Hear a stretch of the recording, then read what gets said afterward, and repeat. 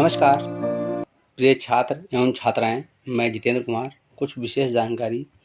ये dictation 70 word पर minute की स्पीड से दिया गया है। इसे शुरू करने के पहले आप शॉर्ट हैंड सिंह प्रणाली बुक जो 15 अभ्यास से 118 अभ्यास तक है, उसे आप 4-4 अभ्यास के हिसाब से होमवर्क करके व्हाट्सएप के माध्यम से चेक कराएं और अपनी गलती को समझें और जानें, और उसके बाद उसे होम प्रैक्टिस 10 बार करें। फिर मेरी जो ये शॉर्ट हैंड सिंह प्रणाली पर आपको 40 की स्पीड से लेकर के 80 की स्पीड तक वीडियो दी गई हैं, तो पहले आप 40 की स्पीड टारगेट करें और 80 तक करते जाएं। इस प्रकार करेंगे तो आपकी स्पीड बढ़ती जाएगी। और जो न्यू बच्चे देख रहे हैं, अगर वो मुझसे जुड़ना चाहते हैं तो मुझसे संपर्क करें। जो कॉन्टैक्ट नंबर इस पर दिया गया है। धन्यवाद। Ready, start. अब की वर्षा अच्छी होगी। आप इस विषय में क्या कहते हैं? क्या आप दुर्गा पूजा की छुट्टी में घर जाने वाले हैं? दुर्बल मनुष्य सदा दुखी रहते हैं। भारत में बड़े बड़े बली मनुष्य हो चुके हैं। आप मेरी भूल क्षमा करें। छत पर मत दौड़ो, नहीं तो गिर पड़ोगे। आपकी किताब के अक्षर साफ हैं। तुम कुछ नहीं लिखते पढ़ते हो। गर्मी में लू चलती है। माता पिता का आदर किया करो। राम गोपाल नौकरी करने जा रहे हैं। फूल गर्मी से कुम्हला रहे हैं।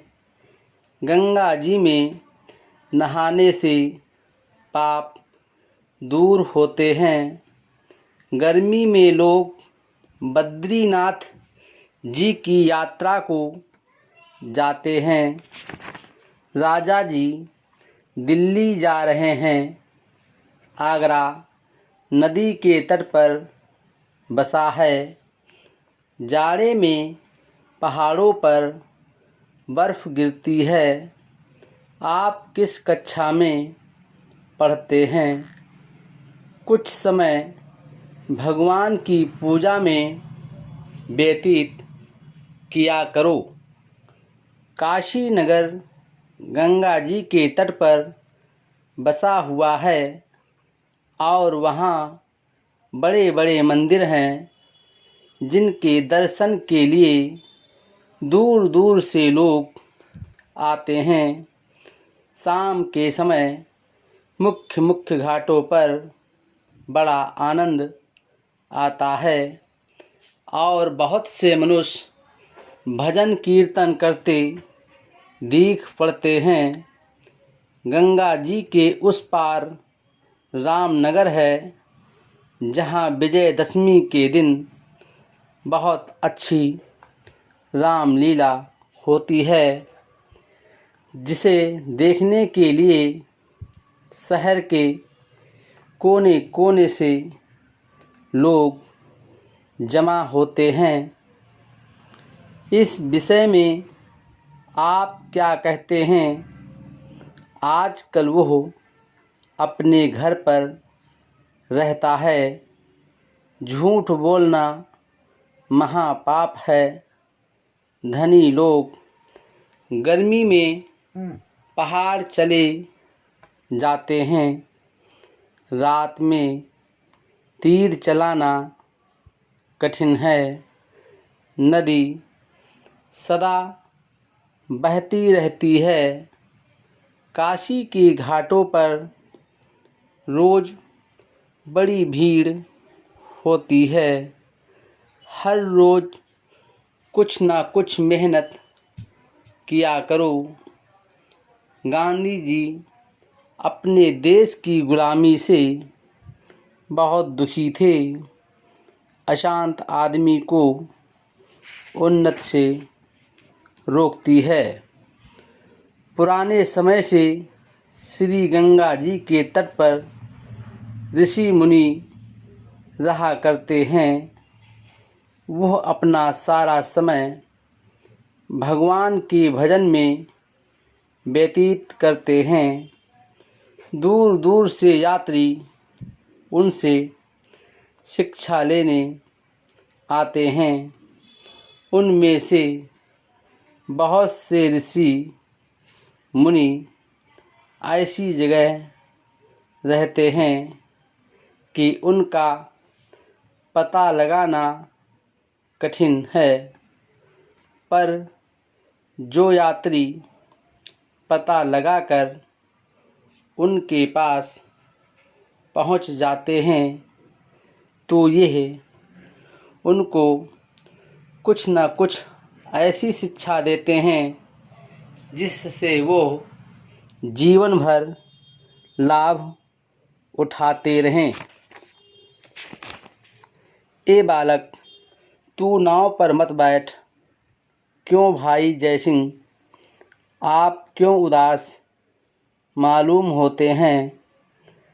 मैंने कई बार आपसे कहा कि आप मेरे पढ़ाने का कोई प्रयत्न करें। आप क्यों आए?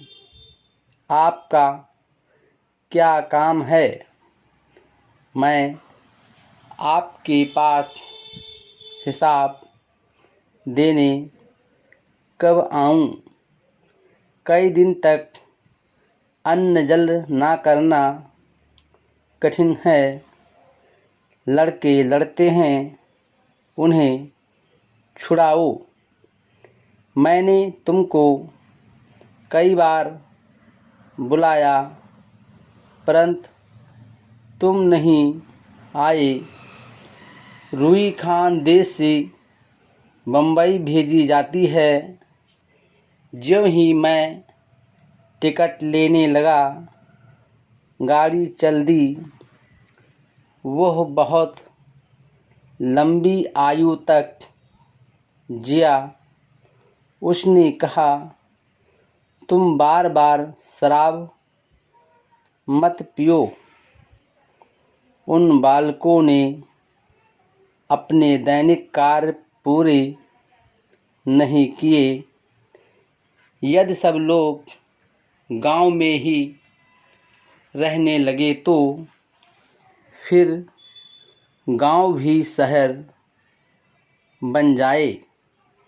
बात तो ये है कि शहरों में आबादी अधिक होने से बुराइयां अधिक हो जाती है, परंतु लोगों को काम धंधे अधिक मिल जाते हैं। व्यापार के लिए भी यहाँ अच्छा अवसर मिलता है। यदि किसी गांव में कल और कारखाने बनाए जाएं तो वहाँ भी आबादी बढ़ने लगी और उस जगह की आवश्यकताएं भी अधिक हो जाएं।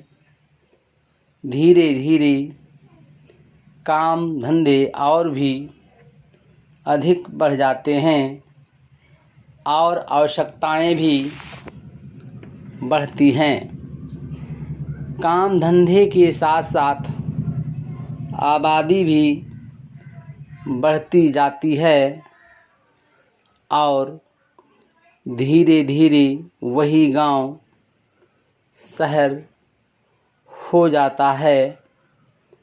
गांव में शिक्षा कम होती है, यही सबसे बड़ा दोष है।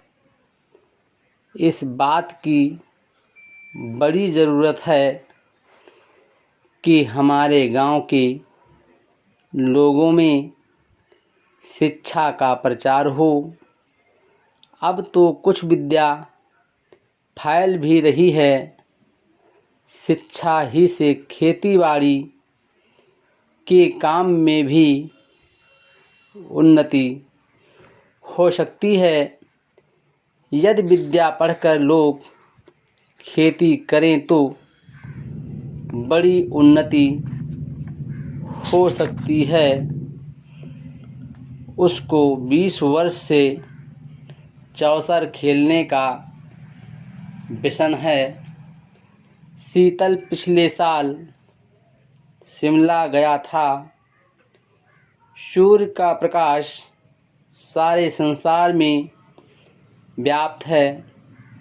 सेनापति बड़ा सूरमा और सावधान मनुष्य है। कल शाम उपदेशक ने बड़ा अच्छा उपदेश दिया। संस्कृत में सारस को रसिक कहते हैं। मैं कल आपकी पुस्तक में संशोधन करूँगा। छोटी अवस्था में संस्कार करना पुरानी रीत है। संगीत से संगत करना और उससे मेल रखना चाहिए। सरकार ने पुलिस की बहुत प्रशंसा की। Full stop.